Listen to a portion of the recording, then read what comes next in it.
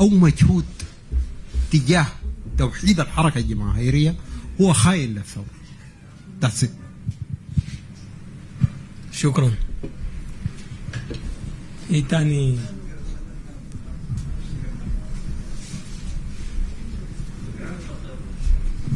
طيب السلام عليكم. سؤال للباشمهندس. عرف نفسك في البداية. أنا منير بيرم سكان بري هنا. الباشمهندس خالد عمر في جزء من كلامه بيتكلم عن إنه ناس طارق عبد المجيد ده الحزب الشيوعي إنه هم قسموا الحركة الجماهيرية وقسموا القوى المدنية، وده السبب في إنه الانقلاب يستمر ويمشي لقدامه كده. فهل هو بيرى إنه الصراع ده هو عسكري ومدني؟ لأنه المشاريع الأسي مطروحة ومختلفة، سواء كان تغيير جذري أو هبوط ناعم، هي أصلا جاية من قوة مدنية. ده بيعني إنه أصلا القوة المدنية ده أصلا هي ما متفقة باعتبار مصالحها الاجتماعية، باعتبار اختلاف ايديولوجيتها، باختلافات كثيرة. فقصة إنه القوى المدنية دي هل كلها كده مفترض تتفق على مشروع ما معناته ده حيهزم الانقلاب ولا ده حاجة؟ الأستاذ طارق في جزء من كلامه تكلم عن إنه المؤتمر السوداني جزء من القوى الحديثة، وده كلام صحيح. وطوال كمل إنه هي برضه عندها مصلحة في التغيير الجذري. الواقع وطروحات المؤتمر السوداني هي بتطرح عكس الكلام ده، لأنه هي بتطرح مشروع أصلا ضد التغيير الجذري، اللي هو أستاذ طارق بيقول إن المؤتمر السوداني عندهم مصلحة فيه ولذلك ممكن يجوا فيه معانا. دي حاجة. الباشمهندس معلش بس لو سمحت السؤال مباشر.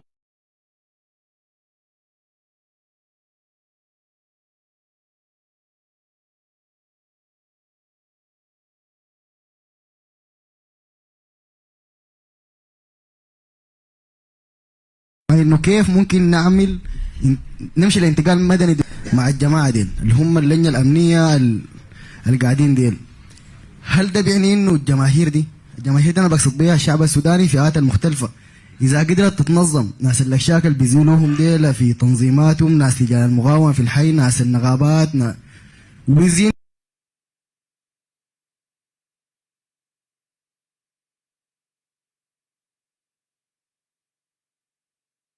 الاحزاب اللي بتؤمن بالتغيير الجذري، معسكرات النازحين دي لو اتحركت ده بالاضراب السياسي ده بتخنق السلطه دي ولا ما بتقدر؟ يعني هل بس الطريق هو الحل السياسي اللي هو مشروع الاتفاق الاطاري ده؟ شكرا لك. السلام عليكم. منصور ايوب، تجمع وشبكه مهندسي جامعه الخرطوم. معلش طبعا طرحت اسئله كثيره من الشبكه والتجمع، فبحاول اختصرها في كم سؤال. الباشمهندس خالد، السؤال الاول اللي بيخلي الجماهير تثق في الحريه والتغيير شنو؟ مع اتهامها بالفشل في الفتره الانتقاليه الاولى ككل في كل الملفات. كويس؟ الحاجه الثانيه، الناس بتزعل عن لجنه ازاله التمكين، انه حصل هسه تمكين عكسي. التصور للمعالجه للحاجه دي شنو؟ هل لجنه ازاله التمكين حتعود بنفس طريقتها؟ هل حيحصل شنو؟ السؤال الثالث، هل الآليات الواضحة لاختيار رئيس الوزراء ومجلس الوزراء وتكوين المجلس التشريعي واضحة، ولا حتكون نفس القصة اللي فاتت برضو ما موضحة وحتخش برضو في انه والله محاصصات وكده؟ السؤال الأخير للباشمهندس خالد، الأحزاب السياسية اللي هو الاتهام الحقيقي المباشر لكل الأحزاب السياسية إنها تسعى إلى السلطة، ودي ما بالنسبة لنا كشخصية ما جريمة، لكن السؤال هل ستشارك الأحزاب السياسية بصورة واضحة في الفترة الانتقالية القادمة أم لا؟ وإذا حتشارك شكل مشاركتها حيكون كيف وبأي طريقة؟ الأستاذ طارق، السؤال الوحيد المتكرر في كل الناس، الناس بيتكلم عن التغيير الجذري، ما فينا سوداني ما عايز يحصل تغيير ديمقراطي وانتقال ديمقراطي. كل الناس بتسأل في حاجتين، الأولى إذا كان الحزب الشيوعي باتهام مباشر هو ما بيمارس الديمقراطية داخل حزبه، كويس؟ كيف بيقدر يتقبل ممارسة الديمقراطية وسط أحزاب ثانية؟ السؤال الثاني، الآلية والأدوات اللي بتخلي الحزب الشيوعي أو التجمع الجذري عموما كويس يوصلنا لانتقال ديمقراطي بكلام مباشر من غير كلام بتاع انه والله الجماهير ونحن نثق في الجماهير وما نثق في الجماهير. كويس؟ احنا بنتكلم عن فعل سياسي حقيقي، ما بنتكلم عن عاطفه جماهيريه. بنتكلم عن خطوات 1 2 3 هي دي بتوصلنا للانتقال الديمقراطي، بتحقق لنا انهاء الانقلاب، وبتحقق لنا فرتكة الدعم السريع والحركات المسلحه والحاجات دي كلها. شكرا. شكرا لك. تفضل. هنا لو سمحت انا اللي بدي الفرصه هنا. هنديكم كلكم يا جماعه، لكن الزول ده كان اديناه قبالكم. طيب يمكن بنتفق كثير. ما عندنا مشكله بتاع الزمن، البطاريات بتاعت اللايف محدوده. بنتفق كثير، لكن بس بنستفسر عن الضمانات. السؤال اسمك لو سمحت بس. عبد الله محمد موسى. ضمان بذل الباشمهندس ضمانات الاتفاق الاطاري شنو؟ انه في المستقبل حيدوم، ما حيحصل عليه انقلاب تاني. تاني استدامة الديمقراطية، يعني حتى لو وصلنا لديمقراطية بالانقسامات السياسية وبنفس المؤسسة وبنفس الأفكار أو بنفس شكل الدولة، الضمانات شنو؟ إن الديمقراطية ما تنتكس ونرجع تاني للدائرة.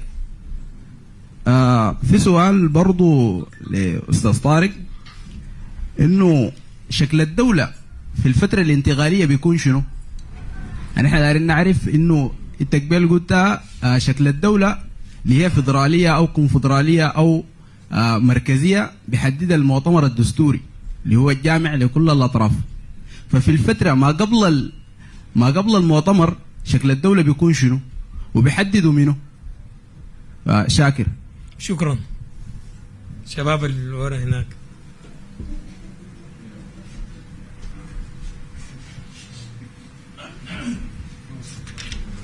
بسم الله الرحمن الرحيم. مصطفى محمود، تجمع مهندسين جامعة خرطوم. أنا عندي سؤالين. في سؤال الطرح اللي هو لباشمهندس خالد، اللي هو الضمان في إنه الحاجة دي تاني ما تحصل، في إنه الاتفاق الإطاري ده ما تحصل له نكسة من الجماعة إن إحنا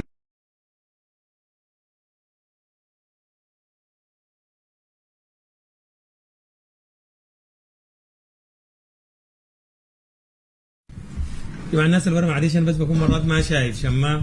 الاستاذ خالد، باشمهندس خالد، انه لو رجعنا نحن للفتره الانتقاليه حنلقى انه كان في توازن قوه مايل للحريه والتغيير بصوره واضحه.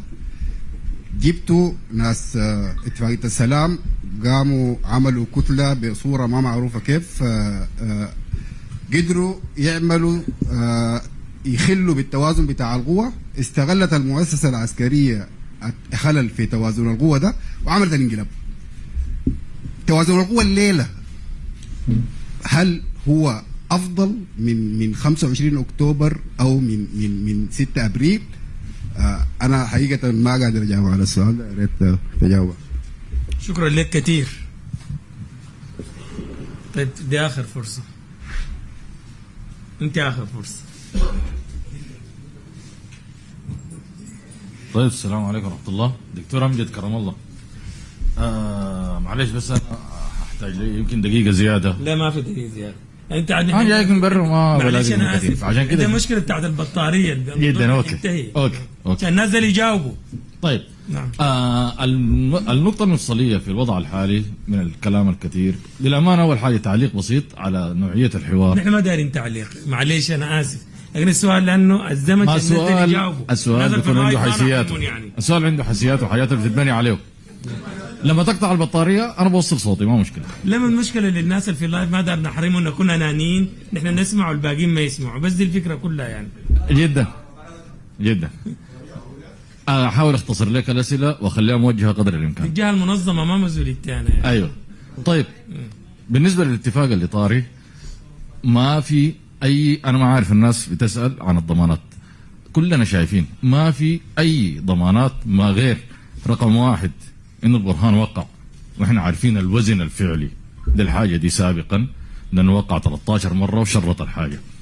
دي الحاجه الاولى. الحاجه الثانيه المجتمع الدولي ذاته، احنا بنتناسى انه يا اخي حتى انقلاب البرهان نفسه كان برعايه المحاور اللي هي دي المجتمع الدولي ذاته، اللي هي انقلاب البرهان كان برعايه مصر والسعوديه واسرائيل والامارات، الكلام ده كله معروف للجميع. فكون التعويل مرة أخرى على نفس الناس اللي كانوا هم المشكلة في حدوث الانقلاب، ده نفتكر ومحاولة تسويقه، ده نفتكر أمر يعني ما له ما بعده. بالنسبة للمسار بتاع والأسئلة الكثيرة اللي بتطرح في فكر التغيير الجذري بغرض عرقلته، وانه يا اخي الجيش ما بينحاز والجيش وكده. انا ما بتكلم عن انه يا اخي الجيش ينحاز وطنيه منه ولا ريته منه لين ولا كده. ممكن الجيش ده يتم اجباره على الانحياز، وفي الوسائل المدنيه الكثيره جدا جدا. ولو تكلمنا بشكل مثالي او خيالي شويه، ممكن البلد دي مثلا الليله ترسناها كلها عصيانات كامله، اضرابات، وصلت الامر الى مقاطعه اجتماعيه حتى لحاجات اي شيء. انا بتكلم عن انه الحياه دي انا بقول الان هي نسرا يعني، لكن ممكن يتم تفعيلها ولو لدرجات. المعنى الشده اوصله انا انه يا اخي انحياز الجيش ما امر مستحيل، والبرهان ما معصوم من السقوط. دي الحاجه اللي بيحاولوا يسوقوها لنا عشان يقزموا امالنا وتطلعاتنا. دي الحاجه اللي اقولها. اللي بيجي بعد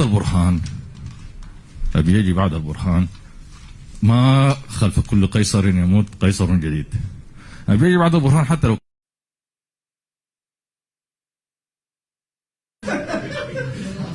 حبيت بس افند الجزئيه بتاعت عدم وجود فرضيه للانحياز الاطاري، الاحتمالات الثانيه يعني، ودي الحاجه الما وارده. ببساطه شديده نشوف البشير ده سقط كيف؟ واحده. هسه الكلام ده واقع موجود، والنظام ده اكثر هشاشه من نظام البشير عشرات المرات.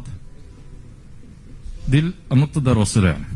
وسؤالي أقدر اساله برضه للباشمهندس خالد. نعم. تسقط بس دي او لا شراكه لا تفاوض لا شرعيه، دي اللي بيمنع شنو؟ مش احنا نقول يا اخي اللي بيفرض شنو، لا اللي بيمنع انه الحاجه دي تحصل شنو؟ توحد بتاع قوه بتاع الثوره، نتوحد. الحريه والتغيير رفضت التعامل مع الحزب الشيوعي مع لجان المقاومه،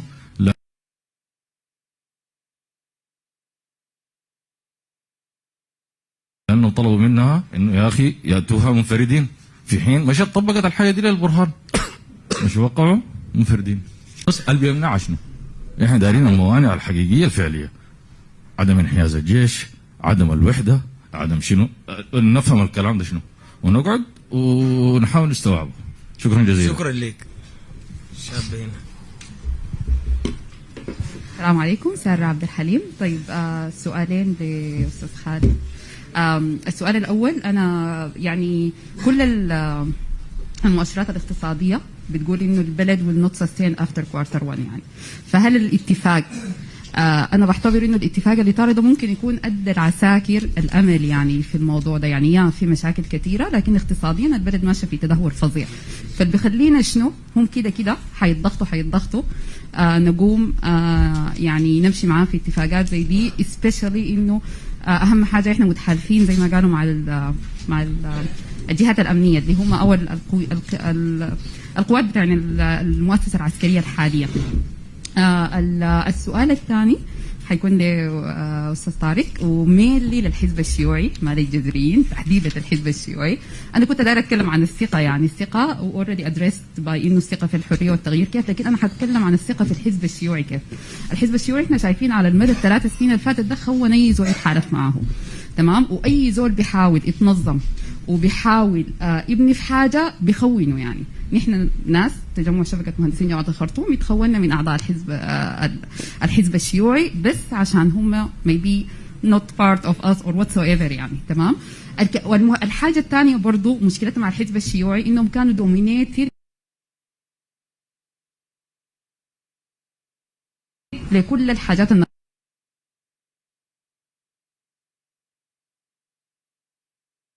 النقابية، وحتكلم تحديدا عن النقابة بتاعت المهندسين. they didn't do anything فيها، عملت بطريقته will not be done or بيحاول يكسرها. شكرا جزيلا. شكرا. دي حتكون آخر فرصة. طيب، مساء الخير أسامة عمر.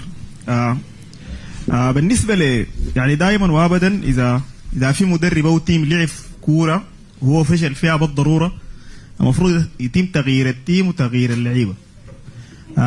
تجربه الحريه والتغيير في السنتين، يعني مثلا الباشمهندس خالد شايف انه كيف نصل للجيش الواحد. الحركه الشعبيه قياده الحلو كان طارحه في موقف التفاوض انه يا اخي نصل للجيش الواحد، يعني واحده من موقف التفاوض. لكن الوقت ذاك وحريه والتغيير وناس خالد ديل كانوا في الكابينه بتاعت القياده، كان ما هو الموقف الاستراتيجي بتاع اي زول سوداني. يعني البشير ده لو ما كان خلى اي حاجه غير الدعم السريع ده لكفاه، يعني لو خلى البلد دي احسن ما يمكن، لكن خلى الدعم السريع دي براه كارثه. فكان الافضل انه الحريه والتغيير في الوقت ذاك تدعم الخط، هو في الاخر انه كيف تصل لجيش واحد، لكن الحاجه دي ما تمت. تم تسريف في وقتها انه والله يا اخي الحلو ده داير له اجازه تربع وما داير زكاه، والموضوع ده ما مشى. كان ممكن، وحتى واحده من المشاكل يعني او واحده من اسباب الانقلاب زي ما الناس عارفه انه التحالف اللي تم ما بين برهان ومثلا مني وجبريل، او اللي هو سموه هدنه الديمقراطيه دي، يبقى كان افضل انك تدعم الحلو دي. الحاجه والحاجه الثانيه انه يا اخي الحريه والتغيير هي يعني نحن كلنا بنتذكر التسجيل بتاع البيان بتاع الاتفاق حمدوك. انا بالنسبه لي رايي الشخصي ما في فرق بين اتفاق حمدوك والاتفاق الاطاري، بالعكس اتفاق حمدوك ده في شهر 11 عدد الناس اللي ماتوا على الاقل كان اقل، والحاجه دي برضه بترجعنا لحاجه لورا. ونحن كنا في اخر ايام الاعتصام الاتفاق بتاع 5/5 بتاع 5 مدنيين و5 عسكري ده كان معروف، يعني انه يا اخي الموضوع ده كان مطروح. الحريه والتغيير عجزت انها تيجي تقنع الجماهير في الميدان انه يا اخي الموضوع ده كده تمام. بعد ذاك حصلت كارثه لحد الليله نحن ما عندنا لها حل، اللي هي كارثه فض الاعتصام. كان الافضل انه يا اخي الحريه والتغيير تيجي تتصدى للجماهير، والله ده الاتفاق بتاعنا 5 مدنيين 5 عسكريين. حاجه دي ما حصل، بيبقى لتراكم الفشل ده انا شايف انه والله يا اخي الناس اللي جاوا الاتفاق بغض النظر عنهم شنو يعني يمشوا، بعد ذاك يجوا ناس ثاني يصدوا للعمليه دي. دي الحاجه المفروض تكون. في حاجه ثانيه برضو الحريه والتغيير، يعني حتى لجان المقاومه من دعاتها انها تجي توقع اللي تحضر سور التوقيع على الميثاق في اكتوبر 2022 هي مش ما جات. يعني الحريه والتغيير طلعت بيان وهاجمت لجان المقاومه وقالت يا اخي ديل ده ذاته كلام الحزب الشيوعي، زي ما قال الزول قبل شويه هي ذاتها مشت وقعت على الاتفاق الاطاري اي زول براو. هل كان الاولى للشارع انه يا اخي تكون في كتله واحده انه الحريه والتغيير التنازل ده تقدم اللجان ما ولا تقدم ولا العساكر اللي كان اولى شنو؟ شكرا لك جزيلا، شكرا لكل الحضور. نحن حنبتدي طوالي مع استاذ طارق في الاجوبه، ونحن متاسفين الظروف الحاليه اربكه الندوه كان مفترض تكون من الساعه 7 للساعه 9، لكن عند الظروف الناس عارفينها يعني.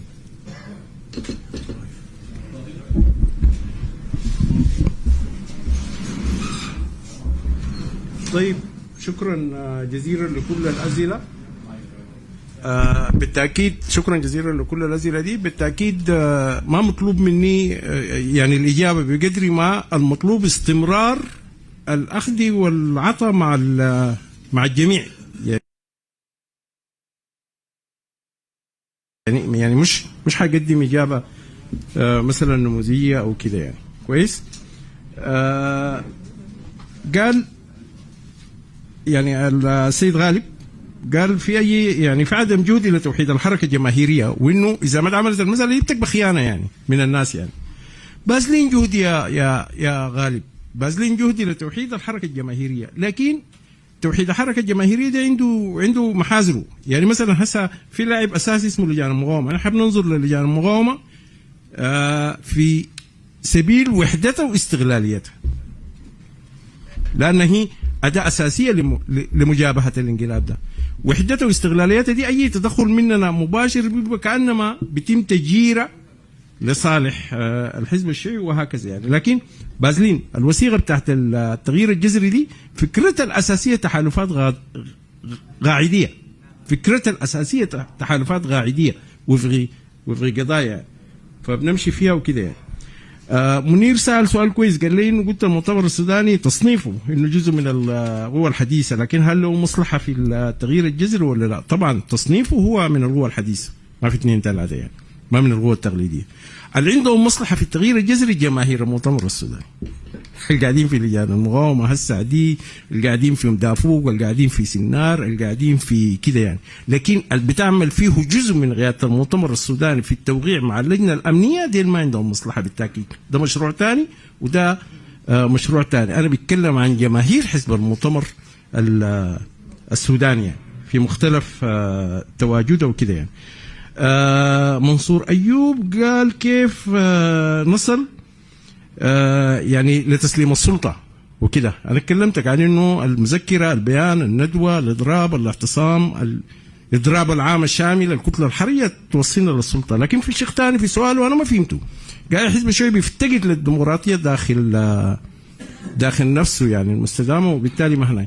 إذا بتقصد شق بتاع مثلا المؤتمر العام حقنا قاعد يتأخر دي لظروف يعني بنعتقد انها موضوعيه يعني كويس. هسه نحن مجابهين بمؤتمر سابع، حنعتذر العضويه تقول لنا ولا لا. اما لو في حاجه ثانيه انا ما عارفها دي تبقى قصه ثانيه، لو في شيوعيين عندهم سلاح قاعد يصفوا بعضهم البعض ولا هنا دي حاجه ثانيه. لكن لو غياب الديمقراطيه اي في يعني بالمؤتمرات وكده في قاعد يكون خطا يعني في المساله دي يعني.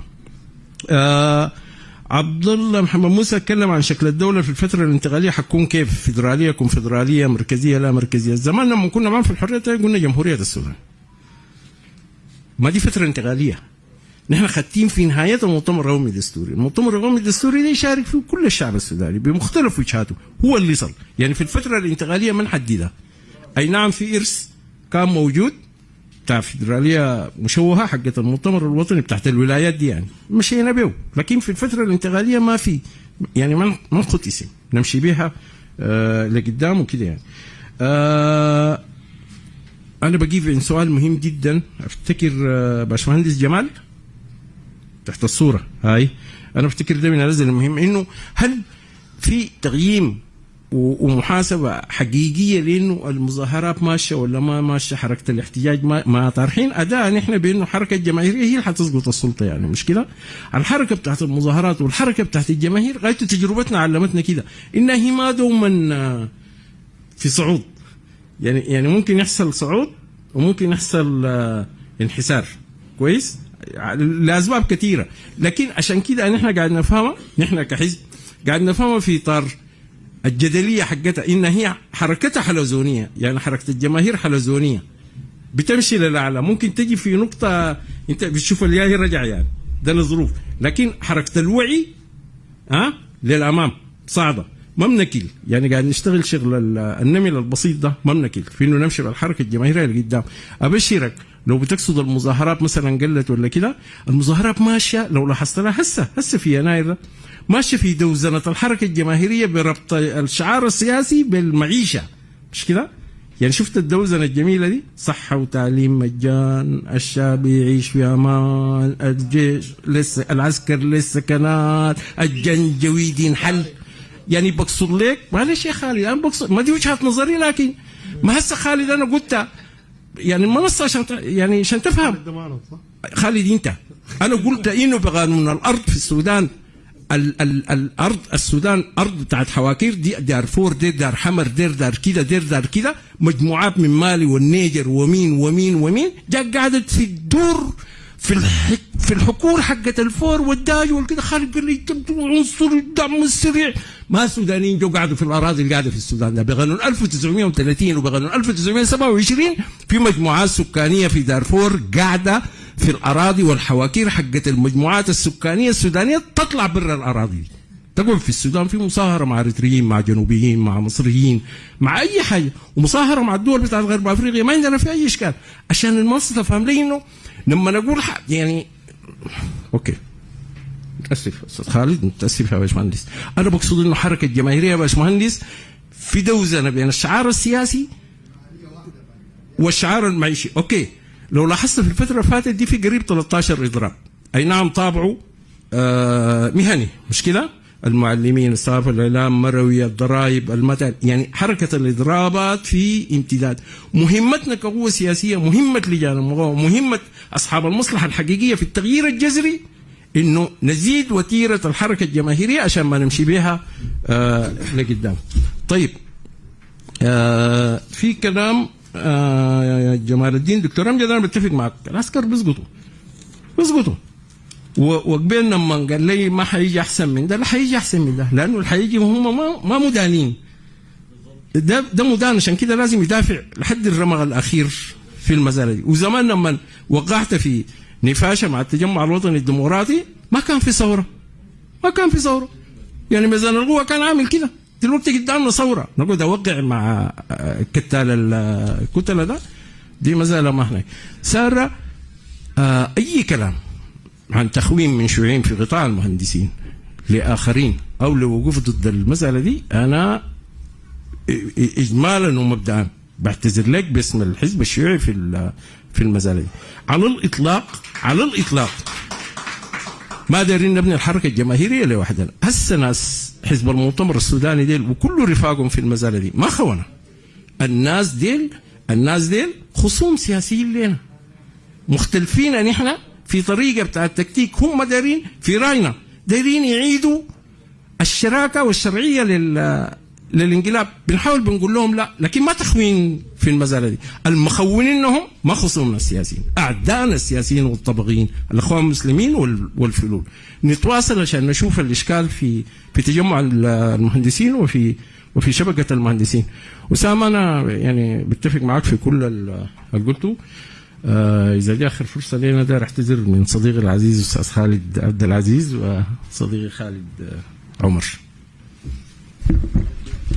شكرا لك أستاذ طارق، ونمنح الفرصة للباشمهندس خالد. طارق طبعا دارك تقول لي قبل الاعتذار ده، لكن ما طيب أنا بس هحاول أمر على الأسئلة الكثير. هحاول على الأسئلة جات كثيرة، هحاول أمر عليها سريع. وأنا أفتكر إنه هو ذاته يعني الأسئلة الكثيرة دي مؤشر، لأنه الخط السياسي المطروح هو فعلا بضع معالجة يمكن تقليب الآراء حولها، يعني وإنها هنا مشكلتها وين، هنا ناقصة، هنا غيره، اللي هو طبعا ده بيختلف من إنك أنت ما تكون طارح خط خالص. يعني أنا فعلا لو ما دارت سائل خالص أرقد أنوم في بيتنا وأقول كلام ساي يعني، لكن لما تطرح خط فيه حلول عملية أكيد بثير تساؤلات حوله كده يعني. وعشان كده يعني انا ببدا بالسؤال بتاع احمد.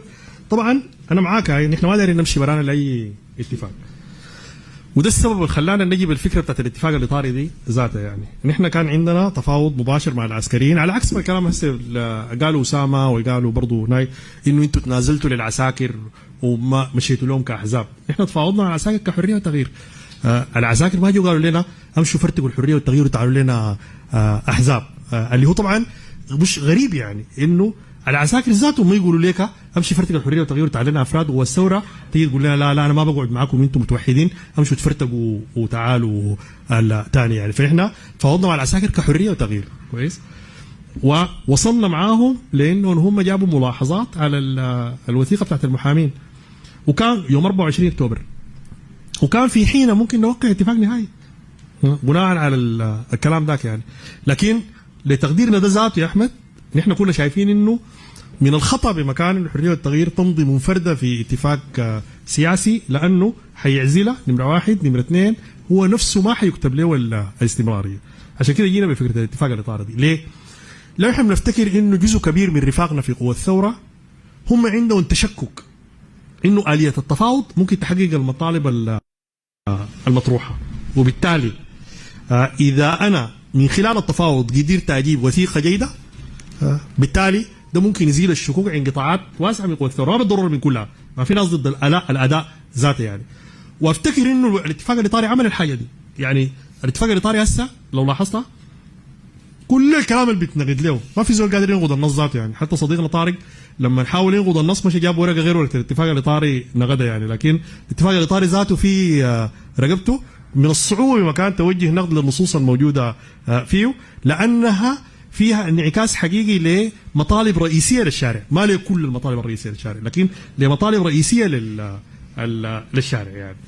وبالتالي في جزء من قوى الثوره فعلا بعد توقيع الاتفاق الاطاري اقتنع انه عن طريق اداه التفاوض ممكن الوصول لحاجه يعني. وطارق ذاته قال الكلام ده هسه قبل شويه، قال انه في لجان مقاومه مع الاتفاق الاطاري، في مجموعات مهنيه مع الاتفاق الاطاري، في مجموعات بتاعت مجتمع مدني مع الاتفاق الاطاري، في قطاعات اوسع من الحريه والتغيير اقتنعت بجدوى اداه التفاوض بعد توقيع الاتفاق الاطاري. عشان كده احنا ما دايرين نمشي برانا، وده السبب اللي خلانا جبنا الموضوع بتاع الاتفاق الاطاري اولا ثم ولسه احنا حريصين. حتى الحزب الشيوعي ده احنا قال اصله ما قال عانين من رحمه ربنا في انه يلمنا مع الحزب الشيوعي في يوم يعني كله يعني فشنو حنواصل في انه نلقى المشتركات، لانه زي ما قال يعني هسه طارق يعني نحن ما بنعتبرهم اعدائنا، نحن ما بنعتبرهم اعدائنا، نحن نعتبر انه في بينات، نحن عندنا مشتركات بيناتنا اكبر من الحاجات اللي بتفرقنا. وبالتالي نحن كنا مستغربين من السلوك العدواني تجاهنا اللي فعلا بيخلي اللي هو بيقلب سلم الاولويات في وحقيقه يا طارق طبعا كلامك ده صحيح نظريا، لكن انت عملت عكسه طبعا. اللي هو الحزب الشيوعي هو رفع الشعار بتاع اسقاط الحكومه الانتقاليه. طيب بالضبط ركب اللجنه الامنيه والكيزان طوالي يعني مش كده؟ ما طوالي ركبون مش كده؟ ما هو اصلا طيب انت ما سقطت الفتره الانتقاليه طوالي ركبتها اللجنه الامنيه والكيزان يعني اللي هو شنو؟ لانه انت ما فرست بين انه مينو يعني انت الخصم بتعمل له شنو والعدو بتعمل له شنو والاولويات بتترتب كيف. انا عندي معك اختلافات، لكن ما بفتكر انه معركتي معك هي الاولويه، بفتكر انه معركتي معك مع القوه بتاعت الانقلاب، معركه القوه بتاعت الانقلاب ومع الاخوان المسلمين، دي معركتي الرئيسيه. ديل لما انا انتهي منهم انا وانت بندير معركتنا في الانتخابات لما تجي ديمقراطيه يعني. وبالتالي انا بمتنع عن الهجوم عليك الان وبسعى للتنسيق معك الان عشان اركز مدفعيتي في الاتجاه الاساسي يعني اللي هو ده ما قام به الحزب الشيوعي، ده كان خطا قاتل للمرحله الانتقاليه ذاتها يعني. طيب غانم انا بتفق معه فعلا يا جماعه، يعني اكبر خطيئه ممكن تتعمل في حق الثوره هو تقسيمها باي شكل من الاشكال يعني. ونحن حريصين على وحده قوى الثوره وطارحين في الموضوع ده ثلاثه حاجات يا اخوانا، ثلاثه حاجات. انه يا جماعه طيب اللي بنقدر نتحالف معه ونوقع ميثاق كويس ونعمل هيكله واحده وغيره نحن جاهزين كويس. بكره دي تتحل الحريه والتغيير يتعامل جبهه قوى الثوره تحالف جديد كويس بميثاق جديد وبهيكله جديده وبغيره. الداير تحالف نحن جاهزين، الداير تنسيق كويس، ما داير تحالف، ما داير يكون في هياكل واحده وغيره، نحن جاهزين كويس انه ننسق سياسيا واعلاميا وميدانيا. ونحن رسلنا للجان المقاومه والحزب الشيوعي ولغيره الصيغه دي انه يا جماعه نحن ننسق مع بعضنا البعض كويس، ننسق سياسيا وميدانيا واعلاميا، ما يكون عندنا هيكل مشترك، لكن نعمل التنسيق ده السياسي. ما نفع زول ما داير معانا التنسيق، نحن طارحين له حاجه ثانيه اسهل يعني زي رفاقنا اللي ما داير يتكلموا معانا ديل كويس. طيب اوكي ما نتكلم مع بعض كويس، ما نتكلم مع بعض ما في مشكله، لكن نعمل صيغه تكامليه، ما نهاجم بعض يعني، ما نهاجم بعض. خلاص انت شايف انه انا زي ما قلت انت شايف انه انا ما خاين، وشايف انه التفاوض ذاته ما عيب وما خيانه، توقيته النتائج بتاعته غيره ما مناسبه كويس. لا ما قلت ما شايف التفاوض خيانه. طيب اوكي التفاوض خيانه. طيب ما انا برضه بقول لك يا طارق كويس، انت قبل طبعا قلت انت، ما انا بقول لك انت تفاوضت مع البشير ما كان خيانه، هسه بقى معانا خيانه كويس. اتفاوضت مع اللجنه الامنيه دي ذاتها في 2019 ما كان خيانه، هسه بقى خيانه. لينين ذاته كاتب مقال كامل اسمه اون كومبرومايز كويس، قال التفاوض ما خيانه. انت بتعرف الشيوعيه اكثر من لينين يا طارق، ما هو ذاته كاتب الكلام ده انجليزي لينين كويس، قال التفاوض ما خيانه، وقال الثوري بيفاوض مش بيفاوض اسمه اون كومبرومايز، قال الفوضي الثوري بيساوم. انجليز قال الشعار بتاع لا تفاوض شعار مفرغ نو كومبرومايز شعار مفرغ ما عنده قيمه يعني. وبالتالي يا طارق التفاوض ما خيانه، اللي انت كان قلت ولا ما قلت هو التفاوض ما خيانه، التفاوض تقدير سياسي مع اللجنه الامنيه خيانه يا طارق. طيب التفاوض مع اللجنه الامنيه خيانه، التفاوض مع ابو اللجنه الامنيه اللي خلق اللجنه الامنيه ذاتها جاب اللجنه الامنيه البشير ما خيانه؟ ما كان في ثوره. كيف ما كان في ثوره؟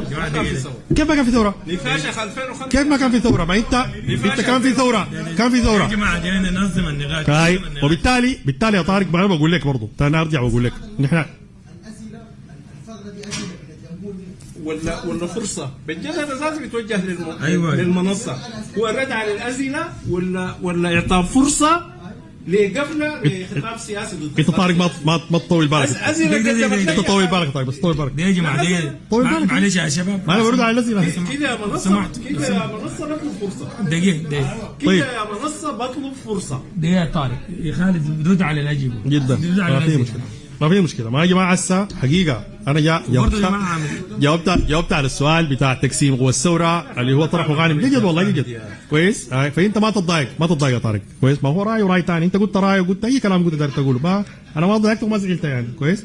طيب امشي للسؤال بتاع منير. طيب التقسيم والصراع ما مدني وعسكري كويس. الصراع ما مدني عسكري اصلا، صح تسرح كثير جدا هذا هو مجرد اجابات على اسئله جدا. الصراع ما مدني عسكري ولا بين المدنيين وبين العسكريين كويس. في مدنيين مع التحول الديمقراطي وفي مدنيين ضد التحول الديمقراطي. انا ما بتكلم عن وحده المدنيين ككل، انا بتكلم عن وحده قوى الثوره. القوى مع التحول الديمقراطي دي بتقدر تصنع الكتله الحرجه. الكتله الحرجه هي اللي بتعمل الانحياز. انا برضو الكلام بتاع دكتور امجد يمكن ما يكون سمع كلامي كويس ولا كده، انا بالعكس انا مع الكلام ده انه الجيش بينحاز. ما قلت انه الجيش ما بينحاز، وقلت اكثر من كده انه ما في ثوره بتنتصر بدون ما الجيش الانحاز. يعني ما في ثوره بتنتصر بدون ما الجيش انحاز، وده كلام. وقلت انه الجيش ده بيعمل واحد من 3 حاجات، يا بينحاز، ايوه ما جايك ما انا جاي، يا بينحاز كويس، ولما ينحاز ده بيفاوض كويس. لما ينحاز بيفاوض، يعني ما بينحاز وبسلم السلطه من سكات، يعني ده ما في، ده ما بيحصل يعني. وبالتالي أداة التفاوض نفسها ما مجرمة كويس. أداة التفاوض نفسها ما مجرمة. التفاوض تقدير قايم على توازن القوى في وقت معين.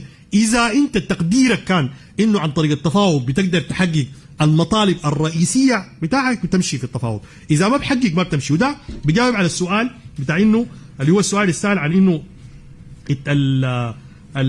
هل الطريق اللي هو طريق الحل السياسي وبس؟ لا ما الحل السياسي وبس، نحن ما طارحين الحل السياسي وبس. يعني نحن بنفتكر انه في الحل السياسي والعمل الجماهيري والتضامن الدولي والاقليمي، نحن من الاول في الحريه والتغيير طرحنا 3 ادوات كويس، وقلنا ال3 ادوات دي تتكامل مع بعضها البعض.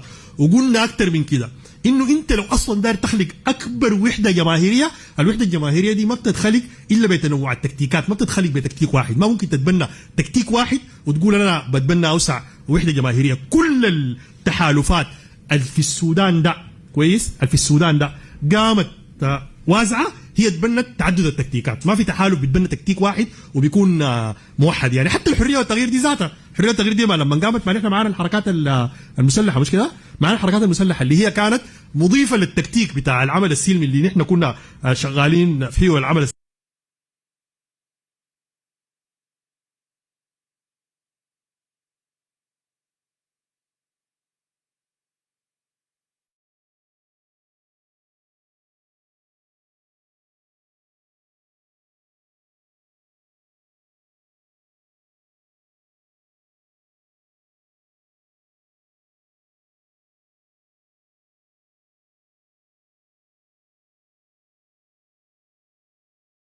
السلمي المقاوم مضيفه له العمل المسلح. يعني احنا ما طارحين الحل السياسي بس، نحن طارحين كل الادوات دي مع بعضها وطارحين تعددها. ودي التجربه اللي قبل كده نجحت. التجربه في سؤال يا جماعه بتاع الضمانات اتكرر من عبد الله ومن مصطفى وكده كويس.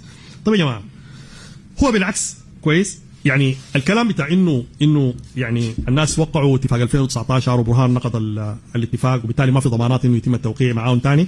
انا شايف طبعا الكلام ده مقلوب بالعكس تماما. هو لو كان الموضوع ده صح كده، نحن اقول لك يعني نحن الكلام، نحن عندنا ضمانات للاتفاق. الضمان الاول كويس انك انت تخلق اوسع وحده شعبيه حوله، ده اهم ضمان كويس. اهم ضمان هو الشعب بذاته، وبالتالي ده الضمان الاول كويس. الضمان الثاني انه انت السلطه اللي بتجيب الاتفاق دي، السلطه دي ذاتها ما هي اداه بتزيد قوتك كويس، اداه بتزيد قوتك. وبالتالي السلطه دي انت لما تستخدمها على الوجه الامثل هي بتحول التراكم ده لمصلحه الانتقال. ده الضمان الثاني. الضمان الثالث المجتمع الاقليمي ولا الدولي، انه انت ايوه ثاني اوريك ليه، عشان اقول لك انه الضمانات دي ذاتها هي مش فشلت في 2019 كويس. ما هي دي نفس الضمانات اللي توقع بناء عليها اتفاق 2019. لو هي فشلت في 2019 انقلاب 25 اكتوبر كان نجح. هو انقلاب اكتوبر 25 اكتوبر فشل ليه؟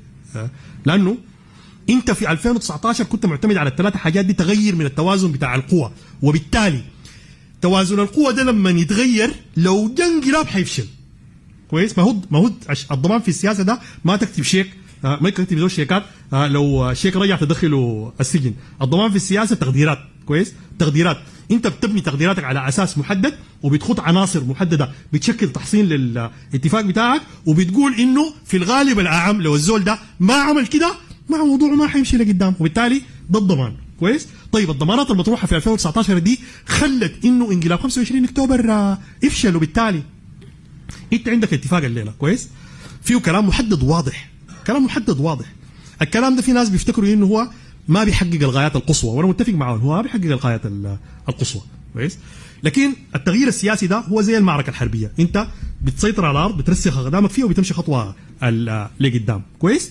الاتفاق ده جاب بغض النظر عن النسبه، جاب نسبه مقدره من المطالب بتاعت الثوره، بيخلي قوى الثوره اقوى. كويس؟ بيخليها اقوى، لانه على الاقل اوضح مثال انا بقوله لك، الحاجه اللي بتعمل فيها الشرطه برا دي ما بتقدر تعملها. كويس؟ لانه اذا كان في رئيس وزراء من قوى الثوره هو بيقدر يوقف الشرطه من الحاجه اللي بتعملها دي. ده بيخلي قوى الثوره اقوى، ده بخليها اقوى وبخليها محصنه اكثر، وبالتالي في معركتها اللي هي ماشيه فيها لقدام بتراكم مزيد من التراكم في اتجاهها. ما ده دي اجابه خالد، دي الاجابه جد يعني. كويس؟ دي الاجابه. سؤال الضمانات ده، سؤال الضمانات، سؤال ما انا خالد يعني، ما انت الاسئله جاتني اكثر من الاسئله جات لي طارق، ما اجاوب عليها. طيب خلاص. السؤال بتاع الضمانات ده اتكرر من كم زول. كويس؟ انا بشرح في انه مساله الضمانات، وبقول انه دي الثلاث ضمانات الرئيسيه، الثلاث ضمانات الرئيسيه دي هي بالفعل خلت انه نحن نكون في الموقع ده بعد انقلاب 25 اكتوبر. وبالتالي بقول لك الضمان مش انه العساكر يكونوا صادقين، انت ما تعتمد عليهم هم، انت تعتمد على نفسك. كويس؟ تعتمد على نفسك انه انت تعمل الحاجه الصح عشان ما يحصل انقلاب. طيب لو انت الضمان الاول هو الوحده الشعبيه، ما نتقسم يا اخواننا، ما نتقسم. ما يا طارق نحن كنا في التنسيقيه سوا. كويس؟ واشتغلنا سوا، ومن اقرب الناس لي في تنسيقيه الحريه والتغيير الطارق يعني، من اقرب الناس لي، وكنا شغالين سوا. الوقت ده نحن كنا اقوى، الوقت ده كنا اقوى. لما الحزب الشيوعي طلع هو اضعف الحريه والتغيير، وبالتالي غير توازن القوى ده بما طمع العساكر لانه نعملوا الانقلاب. وبالتالي الضمان الاول اللي بنحافظ به على الاتفاق الما ممتاز جيد مش انه نتقسم ونقول التقسيم حيجيب الممتاز، التقسيم بيروح الجيد ذاته، انه نتوحد عشان نمشي للخطوه الثانيه يعني. بلس الموضوع بتاع السلطه، بلس الموضوع بتاع برضه انت الكلام، طبعا الكلام بتاع انه الانقلاب تم برعايه المجتمع الدولي والاقليمي، طبعا الكلام ده بيخالف حقائق الواقع. هو اكبر تحدي واجه الانقلاب ده هو العزله الدوليه والاقليميه، دي الحقيقه مش كده. وما جزء كبير من الدافع بتاعهم ذاته عشان يفاوضوا انه العزله الدوليه والاقليميه دي. وبالتالي دي حاجه توفرت لك في 2019 استخدمتها بصوره صحيحه، تستخدمها الان بصوره صحه، ده بوفر لك الضمان. انا هحاول اختصر بقيه الاسئله في دقيقتين بس، وبعتذر عن الاطاله. اللي هو الكلام برضه اللي هو الكلام بتاع توازن القوى يا مصطفى، اللي هو انه انت توازن القوى ده بتعززوا بالحاجات دي وبتزيدوا عشان المساله دي تمشي في اتجاه الانتقال. طيب الكلام اخر كلام يعني كلام سارة. طبعا صح الاقتصاد ماشي في انهيار، لكن طبعا الانهيار الكلي للاقتصاد ما بيعني هزيمه الانقلاب. طبعا الانهيار كله ما بيعني انه بس بيودي للاسقاط، طبعا ممكن يودي لخيارات ثانيه غير الهزيمه. عشان كده هي الموضوع ممكن يودي للحرب، ممكن يودي للانهيار، ممكن يودي حاجات كثيره يعني ما بالضروره، وممكن يودي لاسقاط سقوط الانقلاب يعني، دي كلها احتمالات يعني. لكن في النهايه انت ما بتنتظر لما يحصل الأسوأ، انت تتعامل مع الوضع الراهن ده عشان تطلع احسن ما هو ممكن. اخر سؤال يا اسامه، انا بقول لك يا اسامه ثاني، بقول لك آفة الاخبار رواتها. كويس؟ في مفاوضات جوبا انا كنت رئيس الملف السياسي بتاع الحكومه، نحن كنا مع الجيش الواحد، ما عبد العزيز، نحن كنا مع الجيش الواحد. اصلا نحن قلنا انه في خطين حمر في التفاوض. كويس؟ وحده السودان، وحده الجيش السوداني، نحن مع الجيش الواحد. فالكلام بتاع انه لا عبد العزيز كان داير جيش واحد لكن نحن كنا دايرين 4 جيوش. طبعا ده ما صحيح، طبعا نيفر ما صحيح. يعني نحن مع الجيش الواحد، وبنفتكر انه الجيش الواحد ده الوصول له ما عمليه بسيطه يا اخواننا. ويا اخواننا تبسيط ما هو معقد ما بينتج حلول. من اصعب المهام المواجهه السودان الان هي الوصول للجيش الواحد، وما عندها حلول بسيطه. ولو في زول قال لك انه انا بكده ولا بكده بصل لجيش واحد، ما امين معك. دي قضيه معقده للغايه، ان احنا دايرين نشتغل فيها كلنا سوا، لانه بدون ما يكون في جيش واحد السودان ما حيكون موحد. الاتفاق الاطاري وضع بعض الاجوبه لمساله الوصول للجيش الواحد، اللي هو قرر بدمج الدعم السريع في الجيش، قرر بدعم الجنائي في الجيش، لكن قرر بحاجه ثانيه مهمه يا جماعه، بالاصلاح في المؤسسه العسكريه يا جماعه، اللي هو الدمج والاصلاح ديل حاجتين مهمات لازم يمشوا مع بعضهم البعض. يعني لانه المؤسسه العسكريه تعرضت لتخريب كبير بواسطه الجبهه الاسلاميه وحكمها بتاع 30 سنه يعني، وبالتالي انت محتاج لانه الدمج والاصلاح يمشوا سوا عشان الناس يصلوا للجيش الواحد المهني القومي اللي هم بيتطلعوا له. انا لو كان دي اخر مداخله حقتي انا داير اقول، ولا عندي مداخله ثانيه؟ يا عم شيلها كلها. انا داير اقول حاجه، يعني انا داير اقول انه لو دي النهايه بتاعت كلامي، يعني انا داير اقول انه يعني احنا يعني زي الناس اللي قاعدين في مفترق طرق. يعني انا طبعا سالت طارق كثير طول المداخله كلها، طارق عليك الله كلامك السمع ده حيحصل كيف، كلامك السمع ده حيحصل كيف، هو ما قدر يجاوب على سؤال الكيف ده يعني كويس. لكن القصه دي مع يا طارق زي شنو يكون شنو، انت تكون قاعد شفتها قاعدين انا وانت في الخلا كده كويس، وجا زول سالنا قال لنا مدني بوين؟ انا قلت له والله الشارع ده قد يوصلك مدني كويس. انت بتقول له بس الزول ده كلامه غلط كويس، الزول ده كلامه غلط، الشارع ده ما بيوصل مدني كويس. تعرف الزول ده حيعمل شنو؟ حيمشي في النهايه في الشارع بتاع الزول اللي قال له قد يوصل مدني، لانه انت ما طارح اجابه كويس، لانه انت ما طارح اجابه. الانشغال باجاباتي ما بيديك الانشغال باجاباتي ما بيديك صحه موقف. يعني الصحيح تنتج الاجابات الخاصه بتاعتك بالاليات الخاصه بتاعتك، ده اللي بيطور العمل السياسي، وده اللي بيهدي الشعب السوداني يعني الخيارات المتعدده اللي بيقدر من خلاله هو يعني يسترد بها مسار الانتقال المدني الديمقراطي. وفي النهايه يعني برضه زي ما طارق اعتذر لي قبل، انا بعتذر له وبعتذر لخالد، واختلافنا لا يفسد لودنا العميق قضيه، ونحن ذاته جيران حنرجع سوا من هنا. طيب طارق ممكن بس تعقب في دقيقتين اي ما اكثر. وين كان في بالي لو اصلا كان في فرصه قدر ده يا خالد كان تتاح للحضور. يعني خالد في التعريب اخذ فرصه بتاعت ندوه دي كان تتاح، يعني مش عشان انا ضد خالد، لكن الفكره كانت تكون كده. انا داير اعلق على حاجتين. خالد قال نحن قلنا دايرين نسقطهم، وده السبب الاساسي اللي خلى البرهان يعمل الانقلاب. كلامه صح. هاي نحن قلنا كلامه صح. نحن قلنا اي ما خلاص دي وجهه نظرك، قلت لك اي كلامه صح. نحن قلنا دايرين نسقط شراكه الدم، الشراكه مع اللجنه الامنيه دايرين نسقطها. البرهان ده قدر عمل الانقلاب بس عشان نصار قالوا دايرين يسقطوا شراكه الدم، ولا عشان مجلس الوزراء والامين العام لمجلس الوزراء كانوا ضعيفين ما قدروا الثوره. الانقلاب اتعمل في منه؟ السبب بتاع انه ما اعتقلوا، معلش يا اخوانا ما منطق. السبب القبيل بتاع ما اعتقلوكم واعتقلونا نحن، ما يحصل لازم ما يعتقلونا، حكونا وزراء، نحن كنا حكومه عشان يعتقلونا. ما ناس عملوا انقلاب حيعتقلوا الناس اللي كانوا ماسكين منهم السلطه للمساله دي. الليله دي النقطه الاخيره. الليله اللي هو الطريق بتاع مدني وما في اجابات، وبجاي في الطريق بتاع مدني وما الى ما اخره. الليله دايرين نسقط شراكه الدم. الليله الاتفاق الاطاري شراكه بتاع الدم ما بين قوه مدنيه وما بين اللجنه الامنيه. هسه دي دايرين نسقطها، دايرين نسقط الاتفاق الاطاري ده. انت تقول الاتفاق الاطاري بيوصلك مدني، انا بقول لك في برنامج اسمه التغيير الجذري. اطرح برنامجك وبطرح برنامجي. انا بقول لك في برنامج اسمه التغيير الجذري بسعى فيه لاكبر قدر من جماهير الشعب السوداني اللي عندها مصلحه في التغيير الحقيقي بدون وجود اللجنه الامنيه للنظام السابق، بدون الانجرار للمحطات والوجود الاقليمي للمزارع. شكرا استاذ خالد عبد العزيز، شكرا روتينا.